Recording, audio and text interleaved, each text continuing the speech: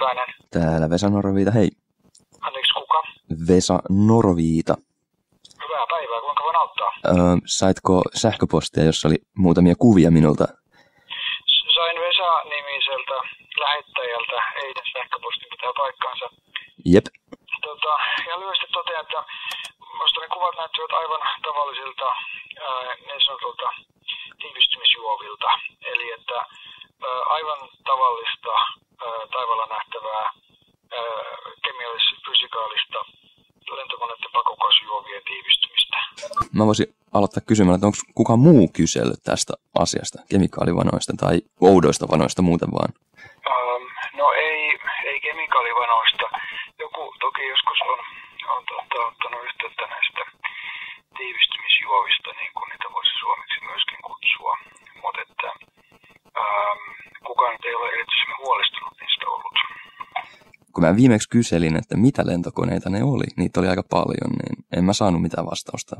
Ainoastaan, että se on tavallista lentoliikennettä. Mutta meillä ei varmaankaan ole mitään velvoitetta selvittää yksittäisten ilma-alusten identifiointitietoja tämän tyyppisten yhteydenottojen vuoksi. No itse asiassa mä sain tuon ylilentokartan, mutta siinä ei näkynyt niitä lentoja, mitkä mä havaitsin. Niin. Joten siinä on lentoja, jotka eivät ole normaaleja. Koko ajan ilmatilan suunnittelussa pyritään siihen, että ilma-alukset voivat lentää entistä suoremmin, entistä lyhyemmillä lentomatkoilla, entistä vähemmän polttoainetta kuluttaa ja päästöjä aiheuttaen. Ja en yhtään ihmettele, jos joku ilma-alus on lentänyt jotain semmoista reittiä pitkin, jota et ole jostakin kartasta omasta mielestäsi löytänyt. Ne kuvat selventää, miksi mä kyselen. Siinä on 4 tai 5 vanaa ristikkäin taivaalla. No siinähän ei ole sinänsä yhtään mitään ihmeellistä. Hyvin epätyypillistä omien havaintojen mukaan. No kysymys on vaan, voin myöskin kertoa, että olen omin silmin laskenut erään suurkaupungin ilmatilassa, että pystyn havaitsemaan 10 matkustajaluokan suihkukonetta pelkästään kääntämällä päätäni 360 astetta. No, jos näyttää tämmöisen määrän vanoja, niin se ei ole yhtään millään tavalla outoa Suomen ilmatilassa. Mä olen pahoillani, mutta mä en todellakaan löydä näistä valokuvista tai sun kertomuksesta mitään, mikä olisi jotenkin omituista tai epätavallista. No, yhdessä kuvassahan on 2 vierekkäistä vähän erilaista vanaa, niin ne on samasta lentokoneesta. Niin. Miten se on selitettävissä muuten kuin, että sieltä tulee jotain muutakin kuin tavanomainen jättövana? Tämä kuva on tässä mulla näkyvillä. Yleensähän käy niin, että kun lentokoneen siipi muodostaa tällaisen suuren pyörteen taakseen, niin nelimoottorisesta koneestakin tulevat 4 erillistä päästövanaa muodostuvat sitten 2 erilliseksi päästövanaksi.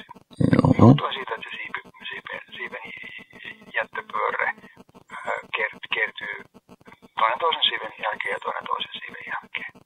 Ja se, miksi tässä on jäänyt taivaalle sitten 2 rinnakkaista vanaa, niin en osaa selittää, miksi näin olisi, tai miksi näin on tämän kuvan mukaan tapahtunut. Juuri näin. Musta tässä on kyseessä ilmiö, josta ei tiedetä, ei osata selittää, ja tämä netistä löydetty kemikaalivana tieto selittää sen. No, tämähän kuulostaa joltain. No. Salaliittoteorialta? No, voit antaa itse sille nimiä. Se, mitä kerroin tuossa äsken, ei ole varmaan myöskään poissulkevaa sille, että nuo vanat jäisivät rinnakkaisella tuolla näkyviin. Mulla on siitäkin video, jossa näkyy, että se toinen häviää 5 minuutissa. Että ne on eri ainetta. No näin te toteatte, tai näin sinä toteat, että ei mulla ei tohon mitään kommenttia.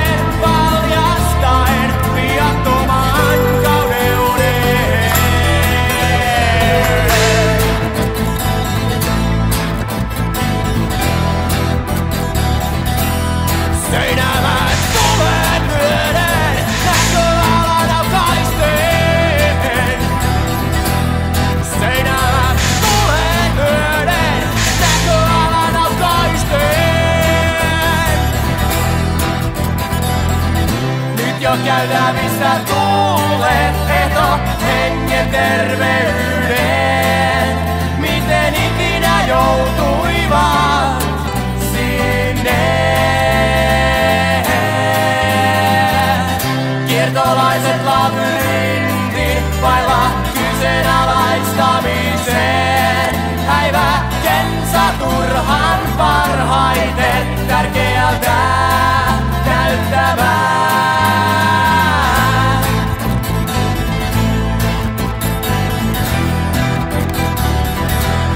Seinämät tulen myöden näköalan aukaisten. Seinämät tulen myöden näköalan aukaisten. Seinämät tulen myöden, tulen myöden, tulen myöden, tulen myöden, tulen myöden.